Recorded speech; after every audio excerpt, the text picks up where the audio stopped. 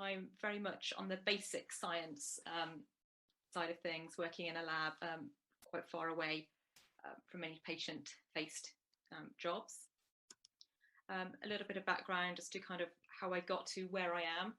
Yeah, I started off doing your classic science A-levels of biology, chemistry and maths, and at that point I really had no idea kind of what I wanted to do for my career. Medicine was suggested to me by careers people at school, but I just didn't feel that was for me. I didn't really want to be in that sort of patient-facing role.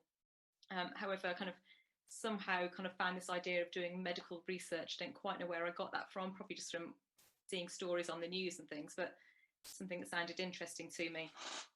So I kind of combined my sort of joy of biology and chemistry and went to do a biochemistry degree at the University of Bath. What particularly attracted me to that degree above other biochemistry degrees was that it was a 4-year, so almost like a master's level undergraduate degree that included 2 6-month work placements. So I knew I'd have like 2 stints of 6 months where I could actually go and get some real experience of working in a lab and, you know, hopefully kind of find sort of things that I would enjoy doing more long term. The second of those placements was in a neuroscience lab at the University of Rochester in New York. And that's where sort of my passion for neuroscience kind of developed. So after kind of completing that degree, I went to the University of Bristol to begin a PhD in neuroscience. My PhD was an electrophysiology project. So that's actually recording the electrical activity of single neurons in mouse brain slices I was doing. So it's really kind of cool to kind of look at real time at what's going on within a single neuron. However, at the end of that PhD, I'd kind of applied for a couple of postdoctoral positions, kind of carry on that sort of research. The first couple of things sort of didn't come through, but then I was offered pretty much like a side project to move more sort of molecular biology side of things, which, given my degree in biochemistry, suited me.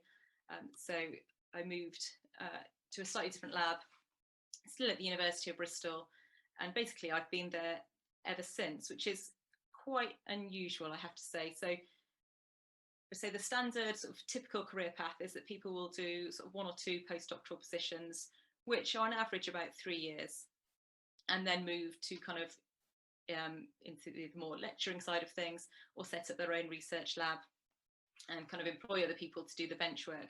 But for me, it's the bench work that I've enjoyed doing. I didn't necessarily want the extra responsibility of running my own lab, things like that. So, you know, I've been really lucky to actually be able to continue essentially in the same lab for 12, 13 years now, doing basic science research. And I've just kind of shown you there sort of like where like different fundings come from over the years. So from different research councils, different pots of money. I was really lucky to get a 5-year grant straight up, but since then it's been more sort of 2 years, 3 years at a time. And I've had to work on sort of slightly different projects over that time, just because that's where the fundings come from. My current project funding is actually going to finish at the end of this year, and as of yet, I don't have a new job to go to in January. So I'm in the job market and looking for other opportunities next year. I'm thinking I might actually move away from the lab bench and go and do something slightly different, but watch this space. Who knows, see what opportunities come my way. So I just thought I'd take you through sort of some of the things I do on a day-to-day basis in the lab, and then talk a bit more specifically about one project that I was involved in. So yeah, the core part of my job is to do science. So I design my own experiments and carry out those experiments on a day-to-day basis. Obviously, you know, we have like a 3-year grant which, you know, specified what we were going to look at in that time, what sort of questions we were going to answer. So kind of working within that remit, I'm then free to, you know, carry out the experiments that I choose, along with sort of agreement of my line manager, the principal investigator, PI as we refer to them. So carrying out those experiments, analysing the data I'm producing, which kind of feeds back into designing further experiments. And then obviously I have to present that data to people, so make nice graphs and figures, which we deliver in presentations to other lab members and at sort of international conferences, things like that. and ultimately write it up into papers that are published in scientific journals, which is kind of like the real sort of measure of success in this field. People will often look at how many papers you've published in which journals as a measure of your success. So that's kind of like the main sort of core parts of my job. But there's lots of other little things I do as well. Reading, I suppose, this is actually part of the core job, really. It's not a side thing. So as well as, focusing on my individual experiments, I need to know what other people are doing internationally around the world in the same field. There's no point me spending 3 years working on something that someone has already done. So I need to kind of keep up to date with that, and also use the information that's being published regularly in papers to inform what I'm doing. Lab management. So, maybe 10, 15 years ago, a lot of labs could afford to employ someone to basically take care of some of the more mundane day-to-day tasks. Those days are gone now. So working in a lab, you will do a lot of the sort of housekeeping things. So making up basic solutions, ordering consumables, things like that, ordering reagents, taking out the rubbish, doing the washing up. We all have to chip in and do a bit of that as well. And then the teaching side of things is also quite a major commitment. So at any one time, there are numerous students in the lab, undergraduate students doing projects, master's students, and also quite a few PhD students. And it's my job to kind of supervise them on a day-to-day basis. So as well as conducting my own experiments, I may be teaching them certain techniques or overseeing what they're doing on a day-to-day basis, and then also helping them with their analysis and presentation skills as well. I do a little bit of teaching.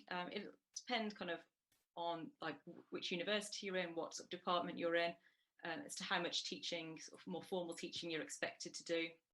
I just do a couple of lectures a year, but I also do quite a lot of marking, second marking for other people, which actually I get paid extra for at the moment, so that's not such a bad thing. And finally, peer review. So every time we publish a paper in a scientific journal, before it's published, it's sent out to maybe 3 other people in the field who are asked their opinions. Do they think what you've done was worthwhile? Have you produced something that's interesting and of note? And have you done the science properly? Have you got the proper controls? Have you analysed the data correctly, used the correct statistical tests? And are the sort of conclusions that you're drawing from that data justified and relevant given the data? So every now and again, I'll be asked by one of the journals to peer review a paper that's going out to press. So I really struggled to kind of think of an idea of a case study that would make an interesting little story to present to you. So I'm just going to talk about a project that we completed a couple of years ago now.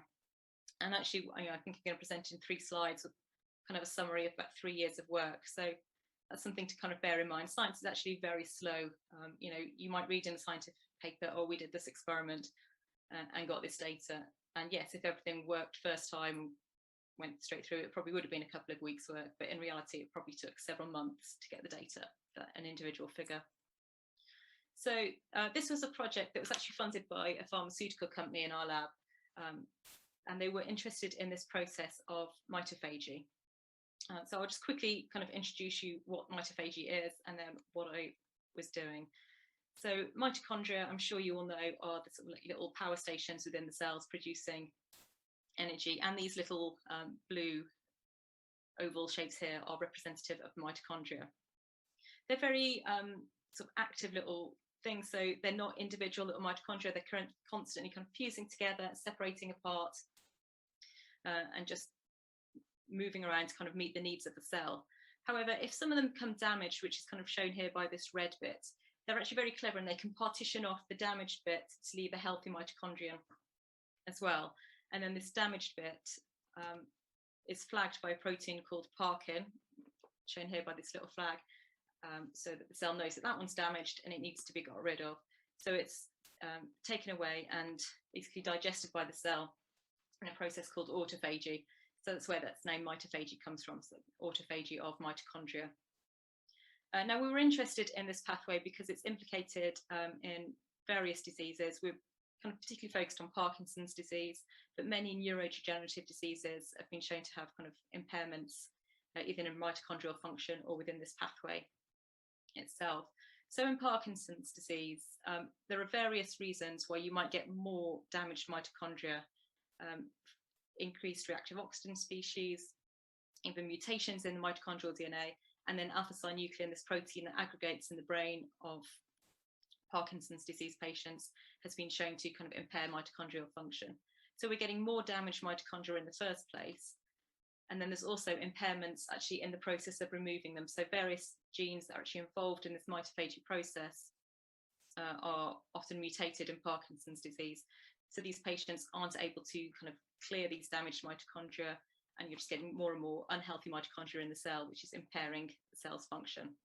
And that's thought to be one of the reasons why you get death of some brain cells in these diseases. So the drug company basically wanted me to go away and identify new genes or new proteins that are involved in this pathway. So I was tasked with conducting what we would call a genome-wide screen, and I was using siRNAs, which are small segments of RNA that you can use to knock down or restrict the expression of individual genes. But before I could kind of go ahead and carry out that screen, I had to develop an actual assay. So what were we going to measure in these cells that would tell us whether each gene was important? So I focused on that protein parkin that was flagging the damaged mitochondria. And here you can see some cells that are expressing parkin tagged to this green fluorescent protein. So all the green you can see in this cell is parkin. And then when we use this drug, CCCP, it abolishes the mitochondrial membrane potential, so it damages the mitochondria. And you can see now we've got a very different pattern of parkin staining in this cell. And we were lucky to have a high content imaging system that can capture images of all these cells and actually use kind of like these algorithms to segment these images and actually pick out these puncta of parkin, so we could quantify them and measure them within the cells. So then we were working mainly in 96 well plates. So in each individual well, we could knock down one gene and then count these parkin puncta to see if that gene was changing the way that they formed following treatment with this drug, CCCP. So that was working quite well. But if you kind of look at this panel B, this up on the right here, we've got two conditions here. The NTC is like a control, and pink one is one of the proteins that we know is involved in this in this process. So if we knock that down, then we should see a difference. And you can see here on the left, yes, we have got a difference, but it's not that huge. So if we're looking for things that are making a difference to this pathway, you want that window between your positive and your negative control to be as big as possible to maximize your chance of finding things that are affecting it. And I had to basically do a lot of troubleshooting, a lot of research, a lot of reading, trying to find out how to get that assay window as big as possible. And actually one of the things I was able to do was use flow cytometry to sort out populations of cells with different levels of this GFP parkin expression. So that's what this graph on the left here shows, that all these ones at the top are expressing the parkin. The ones at the very top have got a lot of parkin, and the lower down ones have got less parkin in them. And I found that depending on how high parkin was expressed in these cells, it did actually affect this assay window. So by playing around with that and taking individual cells with certain levels of parkin expression, I was able to maximize that assay window to something that was going to be suitable for conducting the screen. And then ultimately I carried out this screen. So this is the result of the 7,500 genes. And you can see that, you know, most of these are hovering around the 0 mark, but we've got a few at the very top and a few at the very bottom. So these are genes that are positively or negatively regulating this process. So it was a long process. It took a long time to get there, but ultimately we did succeed in identifying some new genes for this pathway. So some of the skills that I used kind of during this project, information gathering. I had to go away, read a lot of papers that had done similar things or looked at this process. When I began this process, I knew very little myself about mitophagy, so I had a lot of learning to do. Then all the experimental design and troubleshooting to get that assay window to what it needed to be. And then also kind of data handling kind of came in. I'd never done something on like such a large scale before. You know, I was looking at 7,500 genes. I had hundreds of these 96 well plates, so everything needed to be kind of logged step by step. So I knew what was in each well, what was in each plate, and then when I got the data out at the end, I could match it back to identify which were the genes that were changing things. So yeah, gaining knowledge kind of on that specific pathway. I learned a lot about screening methods and analysing large data sets, which is something I can, transferable skills to take forward to other projects. Ultimately, yeah, it went very well. We got this robust assay at the end and identified some kind of interesting genes, and we got a published paper at the end of it, so it was good. What would I change if I was to kind of do a similar project again? I'd be quicker to kind of dismiss things that weren't working. I think it's always tricky to know whether you should kind of continue just trying to make sort of small tweaks to get something working, or kind of have a new idea, transferable skills to take forward to other projects. Ultimately, yeah, it went very well.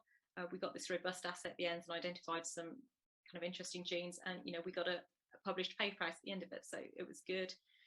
What would I change if I was to kind of do a similar project again? I'd be quicker to kind of dismiss things that weren't working. I think it's always tricky to know whether you should kind of continue just trying to make sort of small tweaks to get something working, or kind of have a new idea. More generally, things that I didn't know when I started. Lack of job security is definitely something you need to be aware of for those sort of early stages of your career. You will be employed based on grants if you're working in academia, which might only be 2 years long. You might get lucky, get some 5-year ones like myself. But after that period, you've got no guarantee that they're going to be able to get some more funding to kind of keep you in the lab that you're in, and you could be out on the job market looking for a new job. And that kind of leads on to kind of constraints on where you work. If you become very specialised, or you're very focused on a certain thing that you want to research, you're going to be restricted to where you can work, to large universities or perhaps pharmaceutical companies. So you need to be prepared to either move around if you want to do a particular project, or perhaps compromise slightly on the project that you're doing if you want to stay based in one location. I also don't think I knew really when I kind of came into this that, if you want to kind of really pursue a career in academia, it seems quite obvious that you are going to end up doing a fair amount of teaching in the university. So it's not something I particularly feel is one of my strong points. That I don't particularly really enjoy that side of the job, but it is something that you do have to do and build those skills alongside the research skills. So I hope I've kind of given you a bit of an overview of my job there, and obviously if you've got any questions, stick them in the chat and I'll answer them later. Thank you.